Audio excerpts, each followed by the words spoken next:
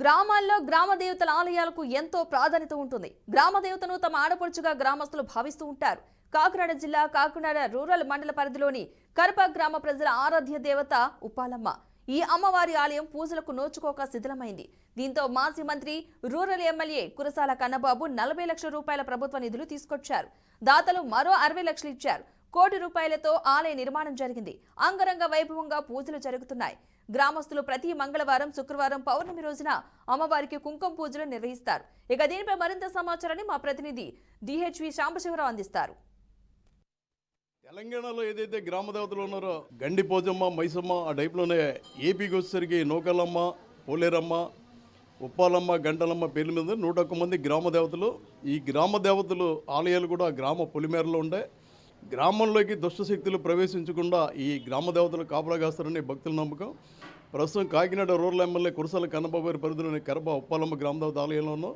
ఇది పూర్తిగా శిథిలమైపై కూలిపోతున్న సమయంలో ఎమ్మెల్యే గారు స్థానిక ప్రజాప్రతినిధుల సహకారం తీసుకుని CGF గ్రాంట్ 40 లక్షలు తీసుకుంటే దాతల నుంచి మరికొంత సొమ్ము తీసుకుని అత్యద్భుతంగా ఆలయాన్ని తీర్చిదిద్దడం జరిగింది. ఈ ఆలయానికి సంబంధించి BRK న్యూస్ ఇవాళ స్పెషల్ ప్రోగ్రామ్ చేస్తుంది. ZPDC ఏళ్ళ సుబ్బారావు ఉన్నారు. గతంలో ఎంతోమంది ఎన్నో ప్రయత్నాలు చేశారు.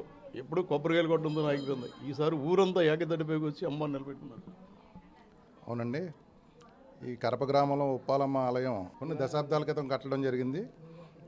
పూర్తిగా శిథిలమైపోయిన పరిస్థితికి వచ్చినప్పుడు ఇదివరకు 10-15 సంవత్సరాలుగా 2009లో కన్నబాబు గారు ఎమ్మెల్యేగా ఎన్నికైనప్పుడు ప్రయత్నం చేసాం. అలాగే 2014లో పిల్లి సత్యబాబు గారు టైంలో కూడా ప్రయత్నం చేయడం జరిగింది. కానీ 2019లో ఈయన కన్నబాబు గారు మంత్రిగా రావడం మా అదృష్టంగా భావించాం. ఆ టైంలో ఆయన ఈ గ్రామానికి ఏదైతే ఉప్పాలమ్మవారి ఆలయం ఉందో ఆలయం పూర్తిగా శిథిలమై ఉన్నదని ఎన్నోసార్లు చెప్పాం సార్. మాకు గ్రాంట్ ఇప్పించాలని చెప్పి మేమందరం కూడా కరప గ్రామం నుంచి ఎవరైతే ఉన్నారో ఎంపీపీ గారు, వైస్ ఎంపీపీ గారు, సర్పంచ్ గారు అందరూ కూడా ఏకదాటిగా 4-5 సార్లు తిరిగిన తర్వాత ఆయన దేవాదాయ శాఖ నుంచి 40 లక్షల రూపాయలు గ్రాంట్ ఇప్పించడం జరిగింది. ఆలయం కట్టడం అనేది చాలా సులభం. భక్తులు, దాతలు సహకరిస్తారు. తర్వాత దాని నిర్వహణ ఉండదు. కానీ మనం చూస్తే ఇక్కడ ప్రతి మంగళవారం, శుక్రవారం పూజలతో పాటు ప్రతి పౌర్ణమికి కూడా ఇక్కడ వ్రతాలు జరుగుతాయి, కుంకుమార్చన జరుగుతాయి. అంత అత్యద్భుతంగా ఆలయాన్ని తీర్చిదిద్దుతున్నారు. గ్రామ MPDC అదేవిధంగా వైస్ ఎంపీపీ ఈ ఆలయ అభివృద్ధిలో కీలక పాత్ర పోషించిన భీమన్ గారు మనతో ఉన్నారు. ఈ రోజున ఇక్కడ విచ్చేసిన మన ZPDC గారికి, అలాగే మా ఎంపీపీ సత్యబాబు శ్రీలక్ష్మి గారికి, అలాగే మా సర్పంచ్ ఆజాదోతి కుమార్ గారికి, అలాగే మా మండల సర్పంచ్ సమాక్షాధ్యులు రొక్కల గణేష్ గారికి, అలాగే మా మండల పార్టీ ప్రెసిడెంట్ చింతయేశ్వరరావు గారికి, అలాగే ఇక్కడికి వచ్చిన వైస్ ప్రెసిడెంట్ గారికి, మా గ్రామ కార్యకర్తలు, పెద్దలకి అందరికీ కూడా హృదయపూర్వక ధన్యవాదాలు తెలియజేసుకుంటున్నాం. అలాగే ఈ రోజున ఈ ఆలయం ఇక్కడ ఇలాంటి కార్యక్రమం జరుపుకోవడం ఎంతో సంతోషకరంగా ఉంది. ఎందుకంటే ఈ గ్రామంలో ఈ అమ్మవారిని గ్రామదేవతగా అందరూ కొలుస్తారు. అయితే ఈ గ్రామదేవతని చాలా పరిస్థితి ఇప్పుడు ZPDC చెప్పినట్టుగా శిథిలమైపోయిందని పట్టించుకోవడం లేకపోవడం వల్ల గ్రామాభివృద్ధి కూడా ముందుకు వెళ్ళకపోవడం జరిగింది.